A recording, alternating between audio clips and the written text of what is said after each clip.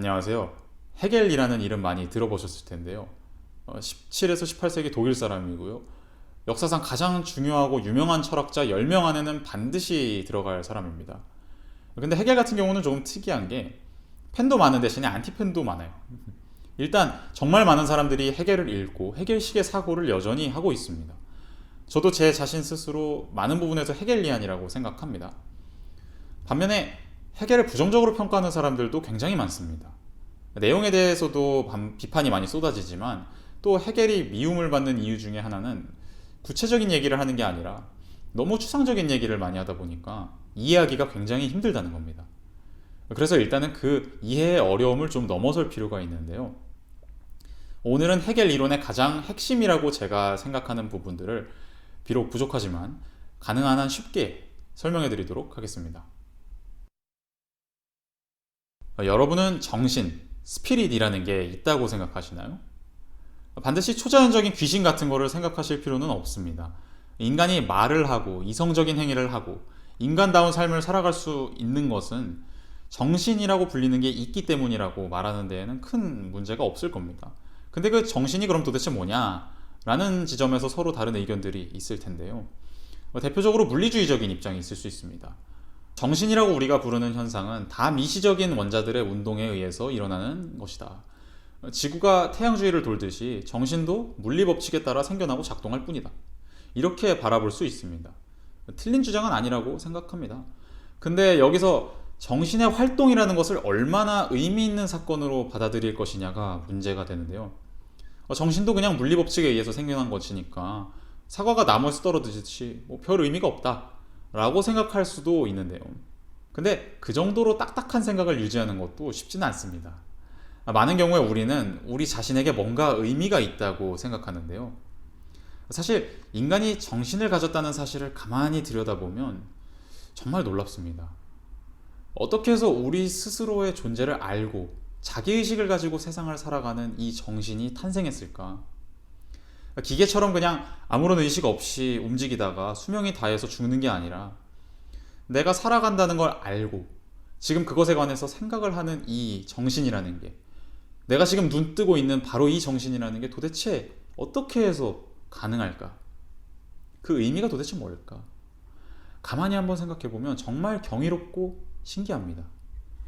한번 자기 자신의 정신을 깊게 들여다보는 기회를 가지시면 나의 존재라는 게 정말 신기하다는 생각이 들 때가 있습니다. 이렇게 정신이라는 것을 정면으로 마주했을 때 생겨나는 경이로움과 신비로움을 그냥 지나치지 않고 그것에 관한 이야기를 아주 매력적이면서도 논란이 되는 방식으로 풀어낸 게 헤겔의 철학입니다. 헤겔은 어떻게 정신이 생겨나게 됐는지를 설명하지 않습니다. 그건 과학이 해야 할 일일 겁니다. 헤겔은 정신이 어디로부터 어디로 가는지 그 여정에 대한 이야기를 제시합니다. 이게 관점의 차이인 게 만약에 정신을 설명해야 할 대상, 그러니까 과학자들이 사과에 대해서 설명을 하듯이 그렇게 설명해야 할 수많은 대상들 중에 하나로 생각한다면 당연히 실험하고 증거 모아서 과학적인 설명을 하는 게 제일 적절할 겁니다. 근데 헤겔은 정신을 수많은 대상들 중에 하나가 아니라 가장 절대적인 존재이자 모든 것의 근원으로 바라봅니다. 이게 무슨 소리냐면 예를 들어서 과학적으로 보면 진화 과정에서 대뇌가 발전한 게 정신이 생겨나는데 중요한 역할을 했는데요. 대뇌가 발전해서 정신이 생겨난 거지 정신이 생겨나려고 대뇌가 발전한 건 아니잖아요. 근데 헤겔식으로 생각해서 비유를 하자면 대뇌가 발전한 것은 정신이 발전해 나가는 여정에서 하나의 역할을 담당한 일부분입니다. 헤겔이 생각하기에는 정신이 단지 많고 많은 존재들 중에 사소한 하나가 아니라 이 세상의 주인공입니다.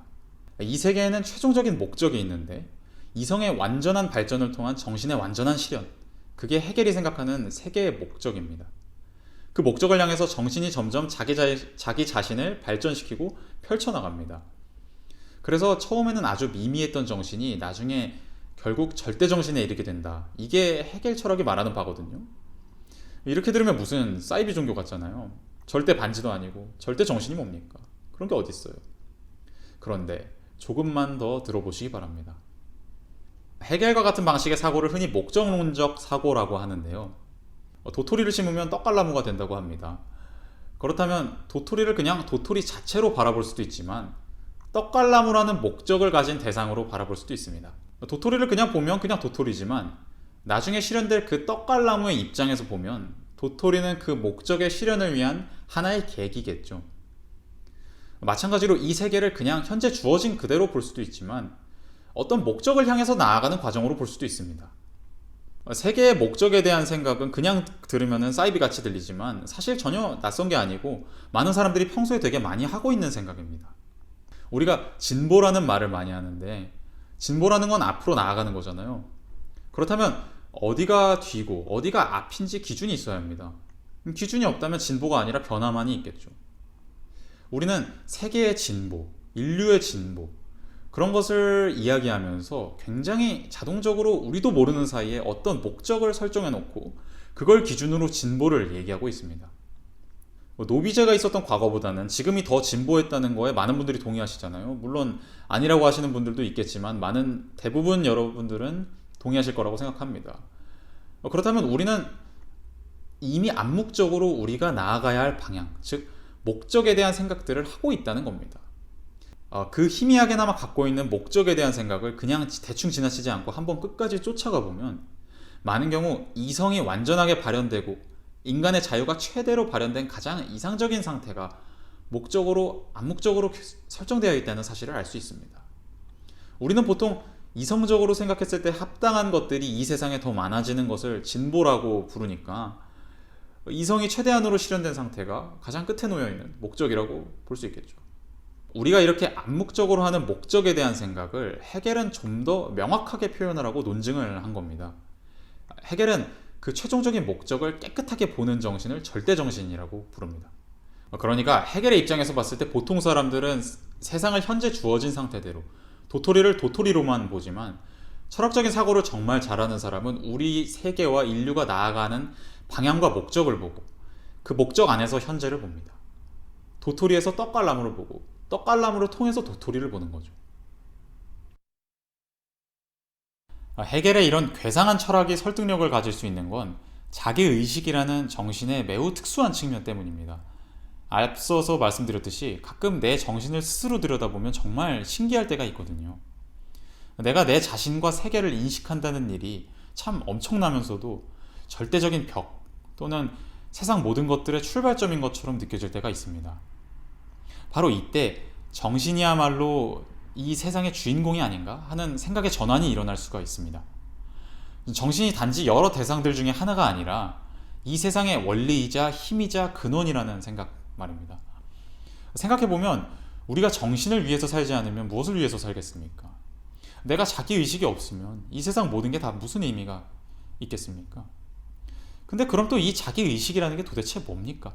한번 들여다보면 굉장히 혼란스럽습니다. 이런 자기의식이라는 특수한 성격을 가진 정신을 세계의 근본 원리로 세우는 것은 적어도 제 생각에는 상당히 일리 있는 생각입니다. 근데 또 주목해야 할 것은 아쉽지만 한 개인의 정신은 생명이 끝나면 사라진단 말이죠. 대신 정신은 공동체라는 매개를 통해서 계속해서 이어집니다. 국가정신, 시대정신 같은 말을 하잖아요. 공동체 속에서 정신은 계속해서 이어지면서 변화를 겪고 발전합니다. 그래서 헤겔은 절대정신을 향한 정신의 여정이라는 스토리를 이 세계의 메인 줄거리로 제시할 수 있었던 겁니다. 이게 그냥 무시할 만한 얘기가 아닌 게 사회적인 진보나 우리가 나아가야 할 방향에 대해서 강하게 주장을 하려면 결국에는 헤겔적인 생각에 가까이 다가갈 가능성이 굉장히 큽니다. 만약에 세계의 목적이 없으면 어느 방향으로 나아가든 별로 상관이 없잖아요. 목적에 대한 생각을 하지 않으면 이익을 위해서 지금 당장 이 방향으로 가자라고 제안을 할 수는 있는데 이게 옳기 때문에 이 방향으로 간다라고 주장할 수는 없습니다. 애초에 달성되어야 할 목적이 없는데 옳고 그름이 어디 있습니까? 그냥 이 방향 저 방향이 있을 뿐이죠. 그래서 정신, 사회, 진리, 인류가 나아가는 방향 그런 것들의 옳고 그름에 대한 생각을 하려는 분들은 헤겔과 만나실 가능성이 큽니다. 근데 만약에 그런 거시적인 방향 같은 거 없다, 자연 법칙과 우연에 의해서 이러저러한 사건들이 일어나는 것일 뿐이지 어떤 목적에 도달하려고 움직이는 건 이 세상에 없다 라고 생각하시는 분들은 헤겔 안티가 되실 가능성이 큽니다. 자유주의자들이 대체로 헤겔을 싫어하는데요. 해겔은 항상 최종적으로는 정해진 무언가, 정해진 목적, 그런 것들이 있다고 생각하거든요. 많은 사람들이 그런 면모가 싫어서 해겔에게 엄청나게 반대했고, 또 반대로 많은 사람들이 그런 면모가 중요하다고 생각해서 해겔을 지지했습니다. 네, 이렇게 해겔의 기초에 대해서 살펴봤는데요. 해겔은 이 자기 특유의 목적론적인 사고방식을 예술이나 역사 같은 분야에 적용시켜서 굉장히 재밌는 이론들을 풀어냅니다.